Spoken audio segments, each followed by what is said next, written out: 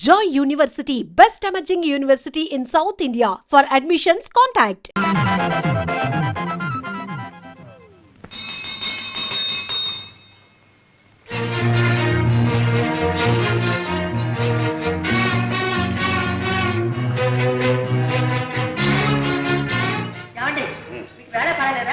మీరు ఎప్పుడు పడితే అప్పుడు గంట కొడితే చేతిలో ఉన్న పని పరిగెత్తుకు రావాలి. రావాల్సింది.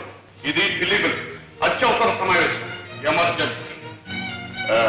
Very good, very good. అందరూ వచ్చేసట్టే కదా. ఇది క్రమశిక్షణ ప్రస్తుతం మన దేశానికి చాలా అవసరమైంది. ఓకే, నౌకర్లు శాఖలు కూడా వచ్చినట్టున్నారు. ఇది మా కుటుంబ ఆంతరంగిక సమావేశం. మీరు మాత్రం వెళ్ళిపోండి. కూర్చోండి.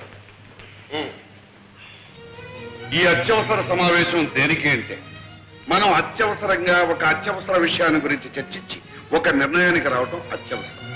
ఆ అత్యవసర విషయం ఏమిటి అంటే మన అమ్మాయి కుమారి దుర్గాదేవికి అత్యవసరంగా ఒక సంబంధాన్ని చూసి కాయపరిచి ముహూర్తం పెట్టించాం. ఇప్పుడు అమ్మాయి పెళ్లికి అవసరం వచ్చిందండి. ఇప్పుడు మనం తొందరపడకపోతే అమ్మాయే తొందరపడి అత్యవసర పరిస్థితి ఏర్పడితే మామగారు చెప్పిందే నిజమైతే అత్యవసరంగా ఆలోచించాలి మనం. ఏమిటా నిజం? నా కూతురు ఏమన్నా మొగుడో అని కలవరిస్తుందా? మొగుడో అని నీ కూతురు అనకపోయినా ఎవడో పెళ్ళామో అంటూ నీ కూతురు కోసం మన ఇంటి చుట్టూగా తిరుగుతున్నారే. అదేదో లవ్ అఫేర్ లా ఉంది నాగారు. లవ్వే. ఈ లవ్ అఫేర్ ఎంతవరకు వచ్చిందంటే నా కూతురుకు లవ్ లెటర్ నేనే పోయాల్సి వచ్చింది. పూణే మీద 20 రూపాయలు బడ్జెట్ కూడా తీసుకున్నాను. ఏమిటి మీరు అంటున్నది? అభం శుభం తెలియని దాని మీద అభాండాలు వేయకండి. దానికి లవ్ లెటరా? ఎవడండి రాసింది? ఎవడో నాకు తెలియదు కానీ నేను తోటలో పనిచేస్తుంటే నాకు తోటమాలు అనుకుని నా చేతిలో 10 రూపాయలు పెట్టి తర్వాత ఉత్తరం తీసి ఇది మీ చిన్నమ్మాయి గారికి ఇవ్వన్నాడు. భలే నాన్నగారు, భలే ఫార్సు. మీరు ఉత్తరం తీసుకున్నారా? భలేవాడురా, లంచం పుచ్చుకున్న తర్వాత ఉత్తరం తీసుకోక తప్పుతుందంటే సిగ్గులేదు మీకు? వాడెవడో ఏదో అమ్మాయికి ఉత్తరం ఇస్తే తీసుకోవడమే కాకుండా లంచం కూడా తీసుకున్నారా? అక్కడే ఉన్న పాయింట్. లంచం తీసుకోకపోతే వాడికి నా మీద నమ్మకం కుదరదు. నమ్మకం కుదరకపోతే వాడు ఉత్తరం ఇవ్వడు. ఉత్తరం ఇవ్వకపోతే మరి మనకి విషయం ఎలా తెలుస్తుంది? కరెక్ట్ మామగారు, కరెక్ట్. ఇది చాలా సీరియస్ విషయం. దీన్ని మనం చర్చించాలంటే మీరు ఆ ఉత్తరం సభ్యుల సమీక్షకు టేబుల్ మీద పెట్టాలి. ఇంకా ఉత్తరం నా దగ్గర ఉంది. ఆ అమ్మాయికి ఎప్పుడు అందజేశానుగా. యో కర్మ కన్న తండ్రిగా ఉండి టపామసే పని ఏమిటండి? పోనీ ఆ ఉత్తరంలో ఏం రాశాడో చూశారా? తప్పు. ఇతరుల ఉత్తరాలు చదవడం సంస్కారం కాదు, సభ్యత కాదు. కనుక ఇప్పుడు మనం చేయవలసింది ఏమిటి అంటే ఆ దొంగ వదం మళ్ళీ ఇక్కడికి వస్తే కాళ్ళు విరగొట్టడం కాదు, అంతకంటే ఒక మంచి వ్యర్థం అత్యవసరంగా చూసి అమ్మాయిని కట్టబెట్టడం ఉత్తమం, వివేకం. నాన్నగారు, సంబంధం చూడటం పెళ్లి చేయటం అంటే చాలా టైం పడుతుంది. ఈలోగా ఈ ప్రేమ వ్యవహారం కాస్త ముదిరి పంటకొస్తే సంబంధం చూడటం ఏంటో మీరు ఒప్పుకోవాలి. కానీ నా స్నేహితుడు కొడుకు రెడీగా ఉన్నాడు. మీ అందరూ ఓకే అంటే వెంటనే పిలిపిస్తాను. Okay okay. సింహం రే ప్రసాద్, నీకు లేడి పిల్లలే అనుకున్నాను. సింహాలు కూడా ఉత్తరాలు వస్తున్నాయి. సింహమా? మా నాన్నగారి దగ్గర నమ్మిన బట్టలే. ఏమంట? మా నాన్నగారికి ఆరోగ్యం బాగాలేదట. మరి ఆలోచిస్తూ నించుతావరా? వెంట కారు తీసుకుని బయలుదేరు. ట్యాంక్ ఫుల్ చేసుకో. బయలుదేరు.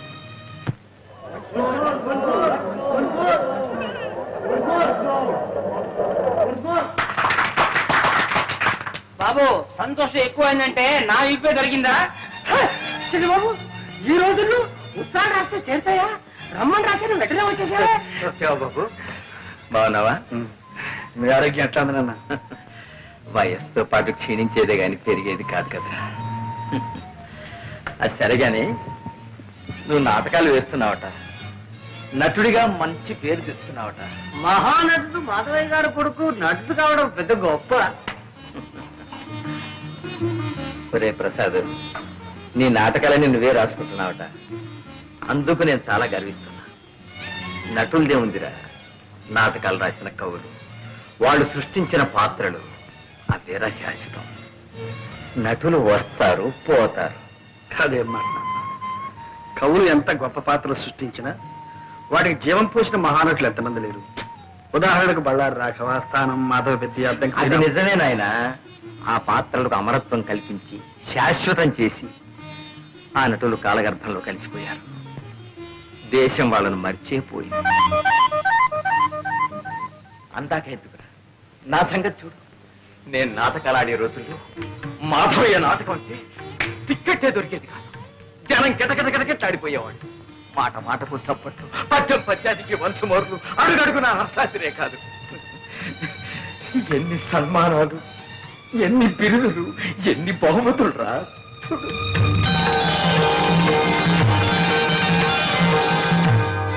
ఆనాడు నాకు వచ్చిన బహుమానాలన్నీ ఇవాళ నన్ను వెక్కిరిస్తున్నాయిరా. ఇవాళ నేను ఎవరికి కావాలి, ఎవరికి గుర్తున్నాను? తలిచేవాళ్ళు ఎవరు, పలకరించేవాళ్ళు ఎవరు? ఆనాటి ఆ వైభవాన్ని, ఈనాటి ఈ స్థితిని తలుచుకుంటే నాలో నాకొక భంగి నవ్వు. అంతేరా నటుడి బ్రతుకంటే అంతే. కాళిదాసు, షేక్స్పియరు, వేద వెంకటరాయ శాస్త్రి, ధర్మవరం రామకృష్ణమాచార్యులు, తిరుపతి వెంకట కవులు, గురదాడ లాంటి ఇంకెందరో మహాకవులు చచ్చిపోయినా సజీవంగా ఉన్నారు, ఉంటారు కూడా నాయన. అందుకే నువ్వు రచయిత అయ్యావంటే నేను అంతగా గర్వించాను నాయన. ఒరే, ఒక్కసారి నాటకం చూడాలనుందో. నాన్న, మీరు నా నాటకం చూడడం నా అదృష్టం నాన్న. ఈసారి నాటకం ఇచ్చినప్పుడు నేను తప్పకుండా తీసుకెళ్తాను. అలాగే. అంతవరకు ఎందుకు? మీ ఆరోగ్యం కూడా బాగాలేదు. మీరు వెంటనే నాతో రండి. అక్కడ మీరు ట్రీట్మెంట్ కూడా చేయించుకుందరు కానీ. పట్నంలో ప్రాణం పోసే డాక్టర్లు ఉన్నారో ఏమిటో? అదేం అక్కర్లేదు కానీ నీ నాటకం ఉన్నప్పుడు చెప్పు, తప్పకుండా వస్తా. అలాగే. అప్పుడే వాడిని వీటెవరు గోపాలరావు కూడా చూసి రావచ్చు. గోపాలరావు నాన్న? మా బాల్య స్నేహితుడురా. ఆ మధ్యన నిన్నోసారి పంపించమని చూడాలనుందని కూడా ఉత్తరం రాశాడు. నాన్న దేనికి? వాడు ఎప్పుడో ఏదో కష్టాల్లో ఉంటే నేను కొంచెం సాయం చేశాను. దాంతో వాడికి అదృష్టం పట్టిందని, కోటీశ్వరుని అయ్యారని వాడికి ఒక పెద్ద నమ్మకం. పాపం మన డబ్బు మాత్రం వడ్డీతో సహా అప్పుడే ఇచ్చేశాడు. కానీ కృతజ్ఞత మిగిలిపోయిందిరా వాళ్ళు. అంటాడు, రే మాధవయ్య, నీ కొడుకు నా కూతురిచ్చి పెళ్లి చేయాలరా, అప్పుడు కానీ నీ రుణం తీర్చిన విముక్తి కలగదురా అంటాడు. పెళ్లి కూడా ఎందుకు? రే, ఆ పిల్లని చేసుకోవాలని నీకేమీ నిర్బంధం లేదు. వెళ్ళి చూసిరావు సరే. అయితే అక్కడ చిన్నబాబు పెళ్ళ రెడీగా ఉందన్నమాట. ఏడ్చావులేరా, అక్కడ కాబట్టి ఇంకో చోట రెడీగా ఉండదా ఏమిటి? సరే, ఇక్కడ వంట రెడీ, భోజనానికి సిద్ధం అయితే వడ్డించడానికి రెండు రెడీ, నాన్నగారికి రొట్టి పాలు రెడీ. మరి ఇప్పుడు రెడీ లేనిది ఏమిటి? ఒకటే ఒకటి ఏమిటి? నాకంటూ ఒక పిల్ల, ఒక ఆడది.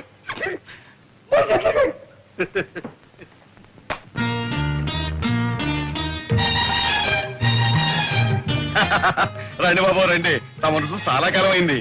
చిన్నమ్మగారిని పిలవమంటారా? చిన్నమ్మగారు వద్దు కానీ మీ అయ్యగారు గోపాలరావు గారు ఉన్నారా? ఉన్నారు బాబు. ఇది తీసుకెళ్ళి ఆయనకి ఏడు బాబు, మొన్న ఏమో చిన్నమ్మగారికి ఇవ్వమన్నారు, ఇప్పుడు పెద్దయ్య గారికి ఇవ్వమంటున్నారు, రేపు పెద్దమ్మ గారికి కూడా ఇవ్వమంటారేంటి? చిచి, నీ అధిక ప్రసంగం నువ్వు తీసుకెళ్ళి. బాబు మరి మన మర్యాద మర్యాద బాగా అలవాటు పడిపోయావు. ఏ చేయమంటారు బాబు? బాబు మీరు వరండాలో కూకండి, నేను అయ్యగారితో చెప్పేస్తాను.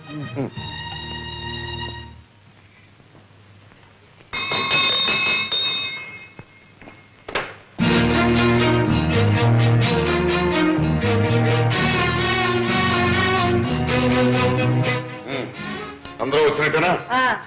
మీ పద్ధతి ప్రకారం అందరం వచ్చాం. Very good. అమ్మా దుర్గా, బయట వాకిట్లో నా కోసం ఉత్తరం కాచుకుని ఉన్నాడు, వెళ్ళి తీసుకురామ్మా. ఇది అత్యవసర సమావేశం కాదు, హాస్యరస సమావేశం. మీరంతా ఇప్పుడు ఒక మంచి నాటకం చూడబోతున్నారు. నమస్కారం. నువ్వేనా ప్రసాదివి? అవునండి. మా తోటమాలి చేత నాకు చీటీ పంపించింది కూడా నువ్వేనా? అవునండి. అలాగే 3 రోజుల ముందు మా తోటమాలికి లంచం ఇచ్చి మా అమ్మాయికి చీటీ పంపించింది కూడా నువ్వేనా? నిజం చెప్పు, నా మొహం చూసి చెప్పు. సార్, మీరు? నేనేనయ్యా ఈ ఇంటి తోటమాలిని, ఈ ఇంటి యజమాని గోపాలరావుని. ఇప్పటికైనా అర్థమైందా? మా అమ్మాయికి లవ్ లెటర్ తెస్తావా? లవ్ లెటర్ నీకెన్ని కుండలు? అదే లేదు మమ్మీ, సరళ పిక్నిక్ రమ్మని రాసిన ఉత్తరం. అదే ఇతరులకు తేవాలి. యాండి, ఉత్తరం ముక్క తెచ్చిచ్చేందుకే కొత్త ఉడికిపోతున్నారే. ఇంత మునుపు మీ అమ్మాయికి నాకు జరిగిన ఏమిటా కూతురు? బాబు ప్రసాద్, అసలు ఏం జరిగిందో చెప్పు, ధైర్యంగా చెప్పు. మీ డొక్కు కారు దిక్కు మొక్కు లేని చోట దెయ్యాలు తిరిగే చోట ఆగిపోతే మీ ముద్దుల కూతురు ఏడుపు ముఖం పెట్టుకుని వర్షంలో తడిచి ముద్దయి గడగడగడ ఒడికిపోతుంటే అయ్యో పాపమని నా సైకిల్ మీద తీసుకొచ్చి ఇక్కడ దింపారు. నాన్నగారు, ఇంతకన్నా పెద్ద చరిత్ర ఉందండి ఈ ప్రసాద్కి. ఈయన గొప్ప స్టేజ్ ఆర్టిస్ట్, నవ్వుల నట సామ్రాట్, హాస్యరస చక్రవర్తి అనే బిరుదులు కూడా ఉన్నాయండి. అవును మావయ్య గారు, నేను ఈయన నాటకం చూశాను. అత్తయ్య గారు, మీరు ఒకసారి ఈయన నాటకం చూశారంటే రోజుకు 3 సార్లు నవ్వుకుంటారు. అబ్బాయి, నువ్వు ఆర్టిస్టు గనక నిన్ను క్షమిస్తున్నా. ఇప్పుడు చెప్పు, నన్ను చూడాలని ఎందుకు వచ్చావు? నా నాన్నగారు మిమ్మల్ని ఒకసారి చూడమంటే వచ్చాను. ఎవరు మీ నాన్న? రంగమార్తాడు మాధవయ్య గారు. మాధవి కొడుకు అభినవ దుర్యోధనుడని, అప్పుడు హరిశ్చంద్రుడని, ఒకప్పుడు ఆంధ్ర నాటక రంగాన్ని వృతులగించిన మా మాధవయ్య కొడుకు. ఏమండి, మీరు మాటలు చెప్పడం చూస్తే మీరు ఎప్పుడు నాటకాల్లో వేశారా? ఆయన ఏడ్చారు కానీ ఆయన ఎక్కడా నేను ఎక్కడ. ఆయన కొడుకు నువ్వు చెప్పావు కదా. Very good, very good. ఎవరో మాధవి కొడుకు అని చెప్పానే, అబ్బాయి ఇతను.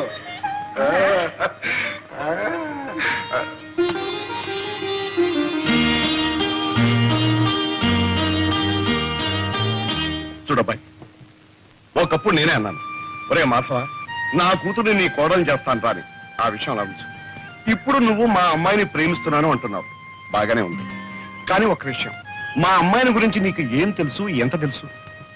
ఈ రోజు దాకా తెలిసింది మీ అమ్మాయి కాలేజీలో చదువుతుందని, కారులో వస్తుందని, కాస్త గేర మనిషిని. ఇప్పుడు కొత్తగా తెలిసింది ఆ అమ్మాయి మీ కూతురు. కరెక్ట్, అంతే కదా. అంచనిస్తూడం కంటే ఆదనిస్తూడం మంచిదన్నారు గనక మా అమ్మాయిని గురించి నీకు చెప్పవలసిందంతా చెప్పిస్తున్నాను. అది పుట్టినప్పటి నుంచి మాకు బాగా కలిసి వచ్చిందనే ఉద్దేశంతో కొంచెం గారాబగా పెంచాం. అందుకని దానికి తలకమించిన గర్వం, గర్వానికి మించిన మొండితనాన్ని తలదనే మూర్ఖత్వం. మనిషి దుడుకు మాటకట్టు గాని పాపం మనసు వెనపోసలాంటిది. ఆవేశంలో టపడబా మాట్లాడేస్తుంది గాని తర్వాత బాధపడుతుంది. నిజం చెప్తున్నాను, నాకు మా అమ్మాయి ఎంత ముఖ్యం, నువ్వు కూడా అంతే ముఖ్యం. రేపు నువ్వు బాధపడకూడదు. అందుకని 2 రోజులు టైం తీసుకుని బాగా ఆలోచించుకుని చెప్పు. చేసుకుంటానంటే సంతోషం, చేసుకోకపోతే బాధ లేదు. అర్థమైంది కదా? అర్థమైంది. వెళ్తా. అబ్బా, వెళ్తాననుకున్నాయ్యా, వెళ్ళొస్తాను అనాలి. నువ్వు తప్పకుండా రావాలయ్యా. ఇదిగా ఈసారి వచ్చినప్పుడు మాత్రం లంచం. రే ప్రసాద్, ఏ తండ్రి తన కూతురు గురించి ఇంత పచ్చిగా చెప్పడరా? గోపాలరావు చెప్పాడు అంటే తన కూతురు నీకు ఇవ్వడం ఇష్టం లేక, తను చెప్పలేక నీకు నువ్వే తప్పుకునేందుకు ఎత్తువేశాడేమో నా అనుమానం.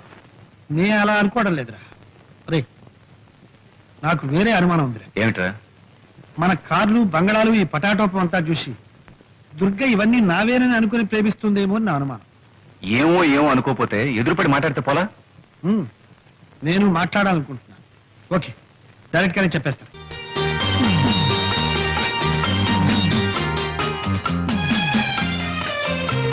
ఏమిటి ప్రసాద్, ఇంకా ఎంతసేపు ఇలాగా? నేను ఇప్పుడు కొన్ని నిజాలు చెప్పబోతున్నాను. అలాగా? అయితే భగవద్గీత తెచ్చావా? దేవుని మీద ప్రమాణం చేసి నేనంతా నిజమే చెప్తాను, అబద్ధం చెప్పను అని ప్రమాణం చేయాలి. తమాషా కాదు దుర్గా, నా మాట విను. ఇంతకంటే ఏదైనా మంచి జోక్ చెప్పు, వింటాను. దుర్గా, నువ్వు అనుకుంటున్నట్టు నేను కోటీశ్వరుడి కాదు. 1 ఆ కారు నాది కాదు. 2 నేనుంటున్న బంగ్లా నాది కాదు. 3 చాలు. ఇక నేను చెప్తాను. ఈ షర్ట్ నీది కాదు, హ్మ్. ఈ ప్యాంట్ నీది కాదు, హ్మ్. ఈ బూట్లు నీవి కావు. హ్మ్. అసలు నీ పేరు ప్రసాద్ కాదు, మరి నీ పేరు అప్పలస్వామి. అది కాదు. నా పేరు దుర్గ కాదు, నా పేరు అప్పలమ్మ. దుర్గా, నీకంతా నవ్వులాటగా ఉంది కదా. ప్రసాద్, ఇంతవరకు కానివేమిటో చెప్పుకున్నావు, ఇప్పుడు ఆయనవేమిటో నేను చెప్పనా? నువ్వు నన్ను ప్రేమిస్తున్నావు, అవునా? అవును. నేను నిన్ను ప్రేమిస్తున్నాను. ఏమో నువ్వే చెప్పాలి. ఓకే, నేను నిన్ను ప్రేమిస్తున్నాను. మనం ఇద్దరం పెళ్లి చేసుకోబోతున్నాం. అందుకే దుర్గా, మనం ఒకరినొకరు పూర్తిగా అర్థం చేసుకోవాలి. మన ఇద్దరి మధ్య ఏ అపార్థాలు ఉండకూడదు. అర్థాలు లేవు, అపార్థాలు లేవు. మన ఇద్దరి మధ్య ఉన్నది ఒకటే, ప్రేమ. అది ఉండి ఏది లేకపోయినా డోంట్ కేర్. దుర్గా, నేను చెప్పేది నువ్వు నమ్మడం లేదు. అంతా జోక్యం తోసి పారేస్తున్నావు. అబ్బే, పారేటల్లా మూట కట్టుకుని భద్రంగా గుండెలో దాచుకుని ఇంటికి తీసుకెళ్తాను. ఏయ్, ప్రసాద్కి సన్మానం రా, తప్పకుండా వెళ్ళాలి. అరే, మన ప్రసాద్ 15 సన్మానం రా. అవును. రేయ్, ఇవాళ నీ సన్మాన సభలో స్టేజ్ మీద చాలా మంది చాలా రకాలుగా మాట్లాడతారు. నీ ఉపన్యాసం మాత్రం ఫస్ట్ క్లాస్ గా ఉండాలి. ఓకే? అదే ఉంది లేదా, సన్మానం కంటే నాకు మా నాన్నగారు రావడం ముఖ్యం. నాన్నగారు వచ్చి నన్ను స్టేజ్ మీద చూసి ఆశీర్వదిస్తే అదే నాకు పర్వదినం. అంతకంటే నాకు ఇంకేం కావాలరా. నేనే స్వయంగా వెళ్ళి మీ నాన్నగారిని తీసుకొస్తాను, సరేనా? Thank you. అమ్మా ఇంకెంతసేపు అమ్మా కూర్చునేది? ఇంకెప్పుడు మొదలు పెడతారు? అయిపోయింది నాన్న, 5 minutes. అబ్బాబాబా కూర్చొని కూర్చొని విసిగెత్తిపోయింది. ఆయన వచ్చిన తర్వాత మీ విసుగు గిసుగు అంతా వదిలించేస్తాడులే. ఇంకో 5 నిమిషాలు చూస్తానమ్మా, లేకపోతే నేనే వెళ్ళి ఆడాల్సి వస్తుంది. అయ్యో అలాగేనమ్మా. గురు గురు గురు వచ్చేసారు, గురు వచ్చేసారు. నాన్నగారు వచ్చారా? కాదు గురు, మన అగ్రికల్చర్ మినిస్టర్, కల్చరల్ మినిస్టర్ ఆయన సతీమణి వచ్చేసారు. ఆడియన్స్ ఫుల్, ఎంట్రన్స్ ఫుల్, కిటికీలు ఫుల్. గురు ఈ రోజు నాటకం అదరగొట్టాలి గురు. ఏవరా, ఈ రోజు ఎందుకో నాకు జంకుగా ఉంది. నాన్నగారు వస్తారు, ఆశీర్వదిస్తారు అన్న ఆనందంతో పాటు ఆ మహానటుడు ముందు నటించాలంటే ఎందుకో భయంగా ఉంది. అదేం పెట్టుకో గురు, జమాయించేసే. నాన్నగారు నీ నటన చూసి, నీకు జరగబోయే సన్మానాన్ని చూసి ఉబ్బి తబ్బిబ్బై వస్తాను గురు. ఏ మధు, నాన్నగారు వచ్చారా? ఎరా ఎరా రాలేదా? సారీ ప్రసాద్, ఏమిట్రా, ఏమైంది? మీ నాన్నగారికి లేరు.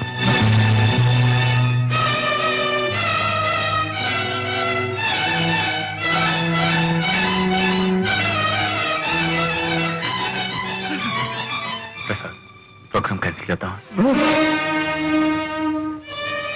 లేదు లేదు, కళాకారుడు తాను కాలిపోతున్నా నలుగురికి కాంతినివ్వాలి, ఆనందాన్ని ఇవ్వాలి. అదే నాన్నగారి ఆశయం కూడా. నాన్నగారి ఆత్మ శాంతించాలంటే ఈ ప్రదర్శన జరిగి తీరాలి. ఆయన ఎక్కడున్నా సరే నన్ను ఆశీర్వదిస్తాడు, నన్ను ఆశీర్వదిస్తాడు.